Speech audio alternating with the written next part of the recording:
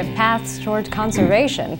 I'm Jill Horner. This is Comcast Newsmakers. With me this hour is Michael Catania. He's Executive Director of Conservation Resources Incorporated. Thanks so much for being with us. Thank you for having me. Let's talk about the idea behind this organization. It's an organization that you helped to start, but it's a creative way to think about conservation. It is. There's so much of a need to develop new sources of funding for conservation. And the premise behind conservation resources is instead of 50 or 100 groups trying to develop those new resources for themselves, we do it for the entire conservation community. So how do you do that? How do you work to coordinate different groups, find out the best ways in which to find available funds, connect people with money? How does this all work? Well, the first way it works is that we don't do our own projects, so we're not competing with the people we're trying to help. And then we look at potential new sources of funding from things like carbon sequestration or climate change issues or natural resource damage settlements, or perhaps regranting block grants from larger foundations that don't want to do retail grant making and don't want to get down to the grassroots level that we can get down to. So let's talk a little bit about the Conservation Exchange. You say it's New Jersey's conservation marketplace. How does it work? Well, it's a web-based catalog.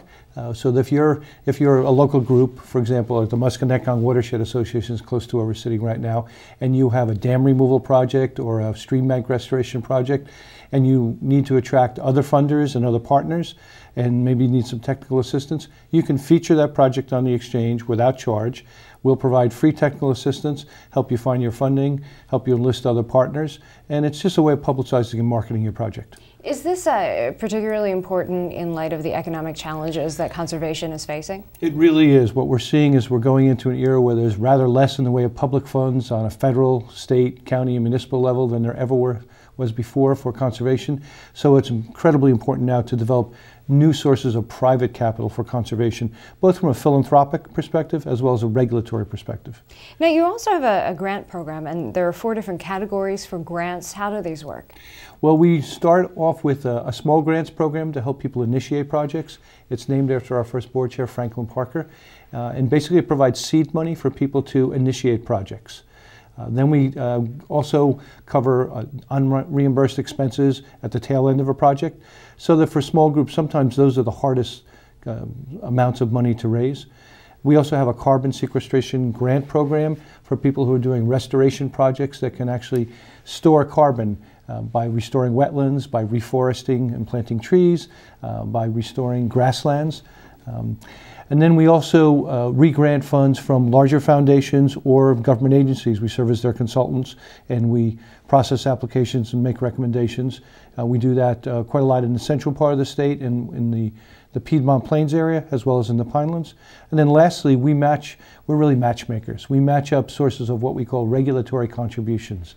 So if I have a project, I want to buy 20 acres of land or build a trail, we can help find people who have to make a contribution to some appropriate environmental project to either offset the impact that something that they're doing is going to have or to resolve an enforcement violation. So we serve as an intermediary and match up people who need to fund a project with people who are looking for funding for their projects. So through these matchmaking services, if you will, what kind of successes have you seen?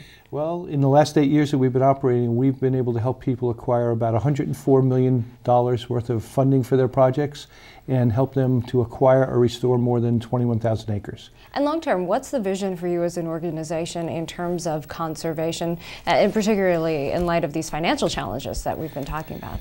Well, I think that we're trying to demonstrate that this model works. Hopefully this is something that people will want to emulate in other geographies. We operate just in New Jersey right now, and I think we're pretty well committed to just staying in New Jersey.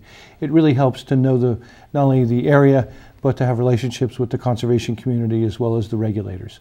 So I think the challenge for the future is really to keep our eyes open for potential new sources of funding.